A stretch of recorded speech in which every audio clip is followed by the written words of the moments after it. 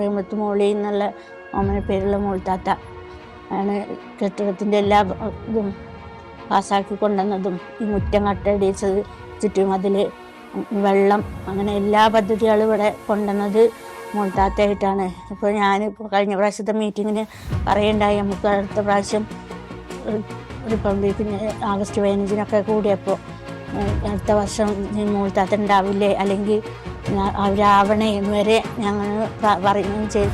മോളിത്താത്ത വോട്ടിന് വന്നപ്പോൾ പറഞ്ഞു, ശോഭ ചേച്ചി നിങ്ങളെ റോഡ് ഞാൻ ജയിച്ചാൽ നിങ്ങൾക്ക് ഇട്ട് തരും എന്നുള്ളത്. അതുപോലെ തന്നെ മെമ്പറാവുകയും ചെയ്തു. ആദ്യത്തെ പ്രൊജക്റ്റ് തന്നെ ഞങ്ങൾക്ക് ഞങ്ങളുടെ ഈ റോഡ് മോളിത്താത്ത ഇട്ട് തരുകയും ചെയ്തു.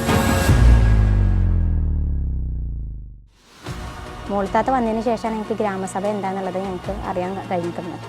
അപേക്ഷ ഫോം എങ്ങനെ വെക്കണമെന്ന് മതിയായ അപേക്ഷ ഫോമിൽ എന്തെല്ലാം ഫോമുകളാണ് വെക്കേണ്ടതെന്നുള്ള കാര്യങ്ങളൊക്കെ മോളിത്താത്ത വന്നതിന് ശേഷമാണ് ഞങ്ങൾക്ക് അറിയാൻ കഴിഞ്ഞിട്ടുള്ളത്. അതുപോലെ ഗ്രാമസഭയിൽ പങ്കെടുക്കുന്നതൊക്കെ ഞങ്ങൾ മോളിത്താത്ത വന്നതിന് ശേഷമാണ്.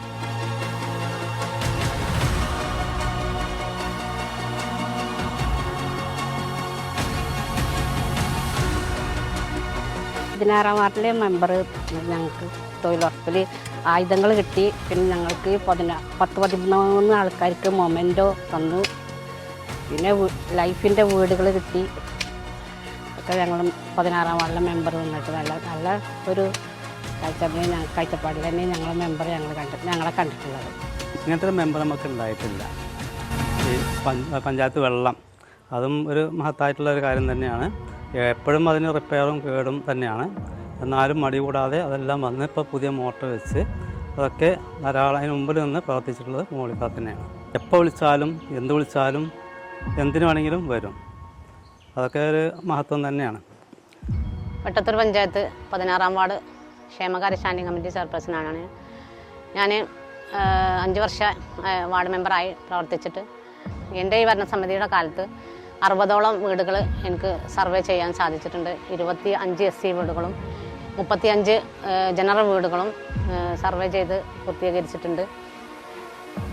ഗ്രാമസഭയുടെ പങ്കാളിത്തം വർദ്ധിപ്പിക്കുവാനും അതുപോലെ തന്നെ വനിതകൾക്ക് ഈ പഞ്ചായത്തിൽ നിന്ന് ലഭിക്കുന്ന ആനുകൂല്യങ്ങൾ എന്തൊക്കെയെന്നും